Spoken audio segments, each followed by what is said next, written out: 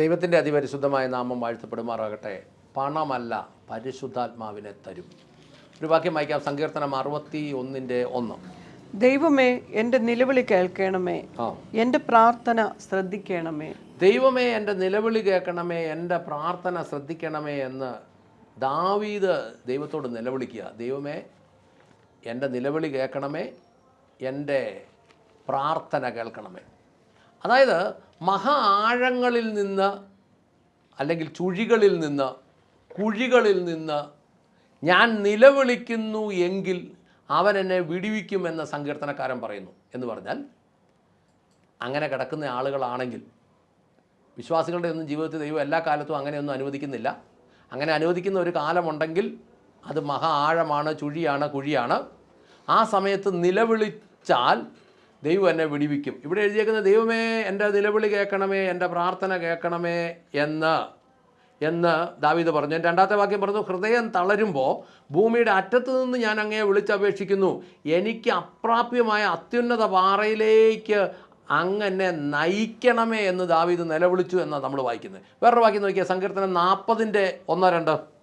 ഞാൻ യഹോവയ്ക്കായി കാത്തിരുന്നു, അവൻ എങ്കിലേക്ക് ചാഞ്ഞ് എൻ്റെ നിലവിളി കേട്ടു. നാശകരമായ കുഴിയിൽ നിന്നും കുഴഞ്ഞ ചേറ്റിൽ നിന്നും അവൻ എന്നെ കയറ്റി, എൻ്റെ കാലുകളെ ഒരു പാറമേൽ നിർത്തി, എൻ്റെ ഗമനത്തെ സ്ഥിരമാക്കി. സ്തോത്രം. ഞാൻ യഹോവയ്ക്കായി ക്ഷമയോടെ കാത്തിരുന്നു, അവിടുന്ന് എങ്കിലേക്ക് തിരിഞ്ഞ് എൻ്റെ നിലവിളി കേട്ടു. വിനാശകരമായ കുഴിയിൽ നിന്ന്, ചേറ്റിലും ചെളിയിലും നിന്ന് അവിടുന്ന് എന്നെ കരകയറ്റി, അവിടുന്ന് എൻ്റെ പാദങ്ങളെ ഒരു പാറമേൽ നിർത്തി, എനിക്ക് നിലയുറപ്പിക്കാൻ ഉറപ്പുള്ള ഒരു സ്ഥലം അവിടുന്ന് നൽകി.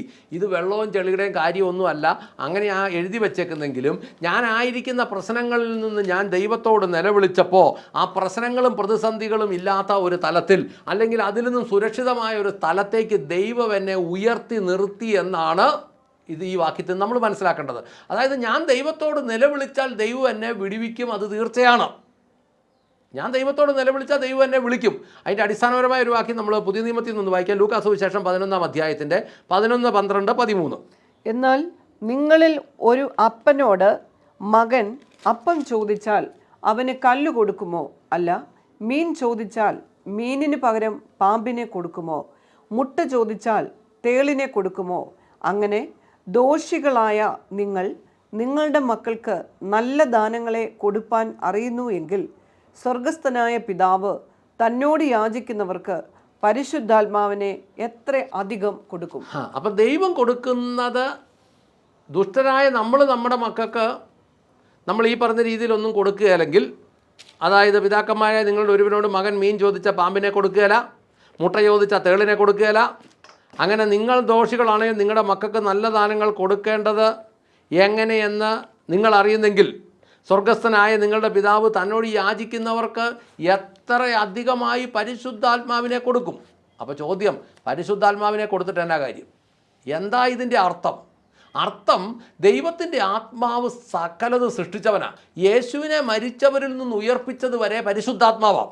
ഈ പരിശുദ്ധാത്മാവ് എൻ്റെ ജീവിതത്തിൽ വന്നാൽ എനിക്കുള്ളതെല്ലാം ദൈവാത്മാവ് സൃഷ്ടിക്കും. ഈ പരിശുദ്ധാത്മാവ് എൻ്റെ ജീവിതത്തിൽ വരേണ്ട പോലെ വന്നാൽ എനിക്കുള്ളതെല്ലാം ദൈവാത്മാവ് സൃഷ്ടിക്കും. ഒരു ഉദാഹരണം പറയാം. എൻ്റെ ആവശ്യത്തിന് പണം വേണം, പക്ഷേ എനിക്ക് പണമല്ല, ദൈവം പരിശുദ്ധാത്മാവിനെ തന്ന പണം അടിക്കുന്ന മെഷീൻ തന്നെയാണ് തരുന്നത്. തെറ്റിദ്ധരിക്കരുത്, കള്ളനോട്ടടിക്കുന്ന കാര്യമല്ല പറയുന്നത്. നമ്മുടെ ഇഷ്ടത്തിന് അടിക്കാൻ മെഷീൻ അഴിഞ്ഞു തരുന്നത് എന്ന് പറഞ്ഞാൽ പരിശുദ്ധാത്മാവിനെ ദൈവം തരും. ഉദാഹരണം പറഞ്ഞാൽ, നമ്മൾ നല്ലപോലെ സാമ്പത്തികമൊക്കെ കൈകാര്യം ചെയ്തിട്ടുള്ളവരാണെങ്കിൽ നമുക്കറിയാം, ഒരു സമയം കഴിഞ്ഞാൽ നമുക്ക് ഈ ഒരു യാത്ര പോകുക, ഇപ്പോൾ ഒരു ഉദാഹരണം പറഞ്ഞ് നമ്മളൊരു 6-7 പേര് യാത്ര പോകുമ്പോൾ നമ്മുടെ കയ്യിലാണ് ഇതിൻ്റെ പണമൊക്കെ ഇരിക്കുന്നതെങ്കിൽ നമുക്ക് ആ യാത്ര നല്ലപോലെ പൈസ കൈകാര്യം ചെയ്തിട്ടുള്ളവർക്കാണെങ്കിൽ അവർക്ക് ആ പൈസ കൈകാര്യം ചെയ്യാൻ ബുദ്ധിമുട്ടായിരിക്കും. അപ്പോൾ ഞാൻ പലപ്പോഴും ചിന്തിച്ചിട്ടുണ്ട്, ഉടനെ പൈസ കയ്യിലുണ്ടെങ്കിൽ നമ്മുടെ കയ്യിൽ അതിങ്ങനെ പോക്കറ്റ് പേഴ്സിനകത്ത് ഇങ്ങനെ അട്ടി അടുക്കി വെച്ചാൽ അതിനകത്തുനിന്ന് എടുത്തു കൊടുത്തു, കൃത്യമായി ചില്ലറ കൊടുത്തു, ബാക്കി മേടിച്ചു, പിന്നെ ആ ചില്ലറയെല്ലാം കൂടെ ബാക്കി പോക്കറ്റിലിട്ടു, പിന്നെ പോക്കറ്റ് കുനിയുമ്പോൾ അത് പോക്കറ്റിൽ നിന്ന് ചാടിപ്പോവും, അല്ലെ പോക്കറ്റിൽ കിടന്നാൽ ഷർട്ട് മുഴുവൻ ചെളിയാവും. അങ്ങനെ നമ്മൾ നോക്കുമ്പോൾ ഞാൻ പലപ്പോഴും ചിന്തിച്ചിട്ടുണ്ട്, യാത്രകളിൽ ഏറ്റവും നല്ലത് ഗൂഗിൾ പേ ആണ്, നല്ല ഭംഗിയായിട്ട് തോന്നിയിട്ടുണ്ട്. ചില്ലറയൊന്നും നോക്കണ്ട, വളരെ നിസ്സാരമായിട്ട് അങ്ങ് കൊടുക്കാം. ഇത് കൃത്യമായിട്ട് കൊടുക്കാൻ ഒരാളും കൂടെ ഉണ്ടെങ്കിൽ നമുക്ക് ഏറ്റവും സുഖകരമാണ്. എനിക്കറിയാവുന്ന പല ധനവാന്മാരായ വ്യക്തികളും യാത്ര പുറപ്പെടാൻ നേരത്ത് അവർ ആ ഡ്രൈവർമാരുടെ കുറച്ച് പൈസ എടുത്തു കൊടുക്കും. എന്നിട്ട് അവരോട് പറയും നിങ്ങൾ ഇതെല്ലാം കൊടുക്കുകയും പിടിക്കുകയൊക്കെ ചെയ്തു, ഞാൻ ശാന്തമായിട്ട് വണ്ടിയിലിരിക്കാം. അപ്പോൾ പുള്ളിയുടെ പോക്കറ്റിലൊന്നും ചെളിയും പറ്റിയല്ല, ഒന്നും പറ്റിയല്ല. ഇത് ഉദാഹരണം ഞാൻ പറഞ്ഞത് എന്താണെന്ന് ചോദിച്ചാൽ, ഈ ശരിക്കും നമുക്ക് ദൈവം പരിശുദ്ധാത്മാവിനെ തന്നാൽ വലിയ സംവിധാനങ്ങളുള്ള ഒരു അക്കൗണ്ട്, അതിനകത്ത് ബ്ലാങ്കായ ചെക്കും ATM കാർഡും അത് ഗൂഗിൾ പേ പോലുള്ള പേ സംവിധാനങ്ങൾ, ട്രാൻസ്ഫറൊക്കെ ചെയ്യാനുള്ള സംവിധാനങ്ങളെല്ലാം ഉള്ള ഒരു സാഹചര്യം ദൈവം ഇങ്ങ് തരുക. അതുകൊണ്ടാണ് ശിഷ്യന്മാർക്കെല്ലാം പരിശുദ്ധാത്മാവിനെ കൊടുത്തു വിട്ടത്. ഈ പരിശുദ്ധാത്മാവിന് ഇടപെടേണ്ടിടത്ത് ആരോടും ഇടപെടാൻ അറിയാം, എന്തും ഒരുക്കുകയും ചെയ്യാൻ പറ്റും. യേശുവിന് ആ അന്ത്യ അത്താഴം അല്ലെങ്കിൽ തിരുവത്താഴം ഒരുക്കാൻ സമയത്ത് ശിഷ്യന്മാർ ചോദിച്ചു, ഞങ്ങളിത് എവിടെ ഒരുക്കണമെന്നാണ് അങ്ങ് ആഗ്രഹിക്കുന്നത് ചോദിച്ചാൽ പറഞ്ഞു, നിങ്ങൾ അങ്ങോട്ട് പോകുമ്പോൾ ഒരു കുടം വെള്ളം ചുമന്നുകൊണ്ട് ഒരുത്തം വരും, അവനോട് പറഞ്ഞാൽ മതി, അവൻ ഒരുക്കിക്കോളും. പണം വല്ലതും ഒരുക്കിയോ? ഇല്ല. ദൈവത്തിൻ്റെ പരിശുദ്ധാത്മാവ് അവിടെ പരിവർത്തിച്ചു. ഒരുത്തൻ വെള്ളം ചുമന്നുകൊണ്ട് വന്നു, അതായത് ഈ ഒരുക്കണ്ടവൻ വെള്ളം ചുമന്നുകൊണ്ട് വന്നു. അവനോട് പറഞ്ഞു, അവൻ യേശു ആരാന്നും ചോദിച്ചില്ല, ശിഷ്യനാരാന്നും ചോദിച്ചില്ല, എത്ര പേർക്കെന്നും ചോദിച്ചില്ല, എന്നാ ഒരുക്കണമെന്നും ചോദിച്ചില്ല, അവൻ പോയി എല്ലാം ഒരുക്കി. ഇതാണ് പരിശുദ്ധാത്മാവ് വന്നു കഴിഞ്ഞാൽ. എന്നാൽ പണം വന്നാൽ അങ്ങനെയല്ല. പണം വന്നാൽ ഇത് മുഴുവൻ നമ്മൾ പോയി ഒരുക്കണം. അപ്പോൾ പരിശുദ്ധാത്മാവിനെ ദൈവം കൊടുക്കാമെന്ന് പറഞ്ഞപ്പോൾ പരിശുദ്ധാത്മാവ് വേണ്ട, പണം വേണം, മതിയെന്ന് ഇപ്പോഴത്തെ ഇവിടുത്തെ നേതാക്കന്മാർ പറയുന്നത്. അതുകൊണ്ടല്ലേ പണിയുന്നത്, പള്ളി പണിയാൻ പണം വേണം. ദൈവം പറയുന്നത് പരിശുദ്ധാത്മാവിനെ തരാം, വേണ്ട പണം മതി. പിന്നെ പണത്തിൻ്റെ തന്ത്രങ്ങളായി, നിങ്ങളുടെ ഒരു മാസത്തെ ശമ്പളമായി, നിങ്ങളുടെ ദശാംശമായി, അതായി ഇതായി, ഇതൊന്നും പറയേണ്ട കാര്യമില്ല. നമ്മൾ ദൈവാത്മാവിനെ നോക്കുന്നു, നമ്മുടെ ആവശ്യങ്ങൾക്കുള്ളത് ദൈവാത്മാവ് കൊണ്ടുവരും. ഈ പരിശുദ്ധാത്മാവാണ് സകലത് സൃഷ്ടിച്ചത്. ഇപ്പോഴും സൃഷ്ടിക്കുന്നത് പരിശുദ്ധാത്മാവാണ്, ഇനിയും സൃഷ്ടിക്കേണ്ടത് പരിശുദ്ധാത്മാവാണ്. എന്നെ ശ്രമിക്കുന്ന ഓരോരുത്തരുടെയും ജീവിതത്തിൽ നിന്ന് ദാരിദ്ര്യം മാറേണ്ട സൃഷ്ടികൾ നടത്തേണ്ടത് പരിശുദ്ധാത്മാവാണ്. യേശു പറഞ്ഞത് ഈ ആത്മാവിനെ തരാമെന്നാണ്, സൃഷ്ടിക്കുന്ന പരിശുദ്ധാത്മാവിനെ തരാമെന്നാണ് പറഞ്ഞത്. ഈ ആത്മാവ് വന്നാൽ സകലതും വിടുതലാവും. പരിശുദ്ധാത്മാവ് വരേണ്ട പോലെ വന്നാൽ സകലതും വിടുതലാവും. ആത്മാവ് എവിടെയുണ്ടോ അവിടെ സ്വാതന്ത്ര്യമുണ്ട്. സ്വാതന്ത്ര്യമുള്ളവൻ സ്വതന്ത്രനാണ്. ഒരുവൻ സ്വതന്ത്രനായാൽ അവൻ്റെ യജമാനൻ ദൈവമാണ്. അവൻ്റെ യജമാനൻ ദൈവമാണ്. ദൈവം ഒരുവൻ്റെ കൂടെ ഉണ്ടെങ്കിൽ അവന് സകലത് സാധ്യമാണ്. അപ്പോൾ ചോദിക്കേണ്ടത് എന്താ? സത്യത്തിൽ ചോദിക്കേണ്ടത് പരിശുദ്ധാത്മാവിനെയാണ്. നമ്മളൊരു ദീർഘയാത്ര പോകുക എന്ന് വിചാരിച്ചേ, നമ്മൾ നല്ലൊരു തുകയൊക്കെ പൊതിഞ്ഞ് കെട്ടിയാൽ പോകുന്നെങ്കിൽ ആ യാത്രയിൽ നമ്മുടെ മനസ്സെപ്പോഴും ഈ തുകയുടെ കൂടെ ആയിരിക്കും. അയ്യോ ഇതെവിടെ കൊണ്ട് വെക്കും, നല്ലൊരു എമൗണ്ട് കയ്യിലുണ്ടെങ്കിൽ വണ്ടിയെ കയറി കഴിഞ്ഞാൽ പോക്കറ്റ് അടിക്കുമോ എന്നുള്ള പേടി, അല്ലെങ്കിൽ നമ്മൾ പോയി കിടക്കുമ്പോൾ കള്ളം വരുമോ എന്നുള്ള പേടി, അല്ലെങ്കിൽ എവിടെയെങ്കിലും വെച്ച് പോലീസുകാർ ചോദിച്ചാൽ ഇത് എവിടെ നിന്നാണ് എങ്ങോട്ടാണ് അതിൻ്റെ രേഖ എന്താണെന്ന് ചോദിച്ചാൽ അതിൻ്റെ പേടി.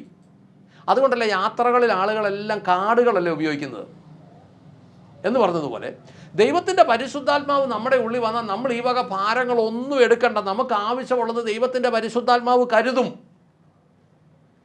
നമുക്ക് വലിയൊരു ഹോള് വേണമെന്നുള്ളത് ദൈവത്തിൻ്റെ പദ്ധതിയാണ്. ദൈവം അതിനുള്ള വഴികൾ ഒരുക്കും.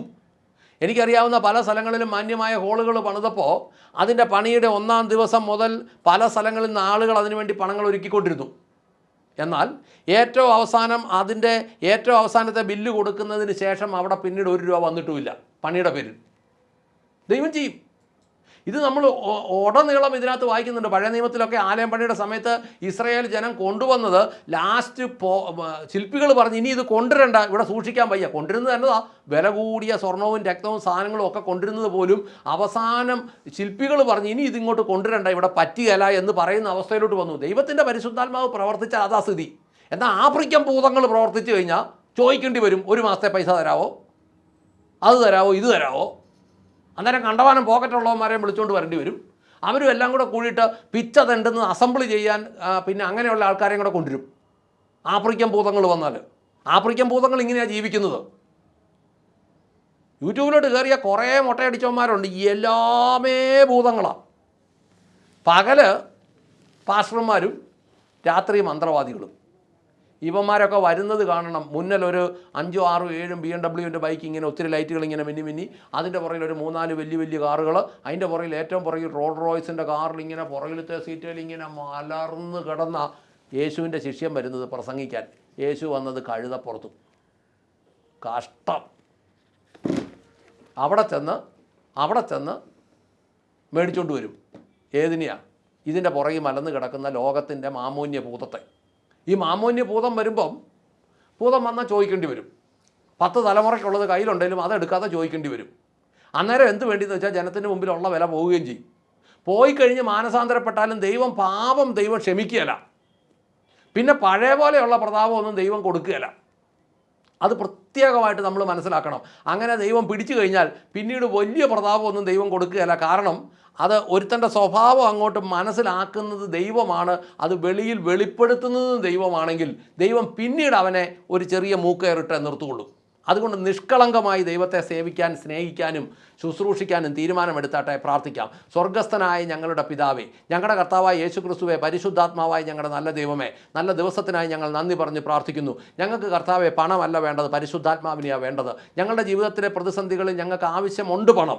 എങ്കിലും പരിശുദ്ധാത്മാവ് ഞങ്ങളുടെ ജീവിതത്തിൽ വന്നാൽ ഞങ്ങളുടെ എല്ലാ കാര്യങ്ങളും നടത്താൻ, ഞങ്ങളെ പ്രശ്നങ്ങളിൽ പെടുത്താതെ, നൂലാമാലകളിൽ പെടുത്താതെ, ഞങ്ങളുടെ നിത്യത നഷ്ടപ്പെടുത്താതെ, ഞങ്ങളുടെ പ്രതിഫലം നഷ്ടപ്പെടുത്താതെ, നിത്യതയിൽ കർത്താവിൻ്റെ മുഖത്തേക്ക് സന്തോഷത്തോടെ നോക്കുന്നതിനൊരു കുറവ് വരുത്താതെ, ഞങ്ങൾ കത്തിക്കരിയുന്നവനായി അവിടെ ചെല്ലാതെ, കർത്താവെ ബുദ്ധിമതികളായ കന്യകളെപ്പോലെ ഞങ്ങൾക്ക് ചെല്ലുവാൻ ദൈവത്തിൻ്റെ പരിശുദ്ധാത്മാവിനെ അധികമായി ഞങ്ങളിലേക്ക് പകർന്നു തന്ന് ഞങ്ങളുടെ ശുശ്രൂഷയെ ശക്തിപ്പെടുത്തണമേ എന്ന് ഞങ്ങൾ പ്രാർത്ഥിക്കുന്നു. കേൾവിക്കാരുടെ മേലൊക്കെയും പണമാണ് പ്രശ്നമെങ്കിൽ കർത്താവെ അവിടെയൊക്കെ പരിശുദ്ധാത്മാവ് അത്യധികമായി ഇറങ്ങിച്ചെല്ലട്ടെ എന്ന് അനുഗ്രഹിച്ച് പ്രാർത്ഥിക്കുന്നു. ദൈവത്തിൻ്റെ വിടുതൽ സകല വ്യക്തികളും, എന്നെ കേൾക്കുന്ന സകല വ്യക്തികളുടെ മേലേക്കും ഇറങ്ങട്ടെ എന്ന് പ്രാർത്ഥിക്കുന്നു. പ്രാർത്ഥന കേട്ട് അനുഗ്രഹിച്ച കൃപയ്ക്ക് നന്ദി. യേശു ക്രിസ്തുവിൻ്റെ ധന്യമുള്ള നാമത്തിൽ തന്നെ. ആമേൻ, ആമേൻ, ആമേൻ.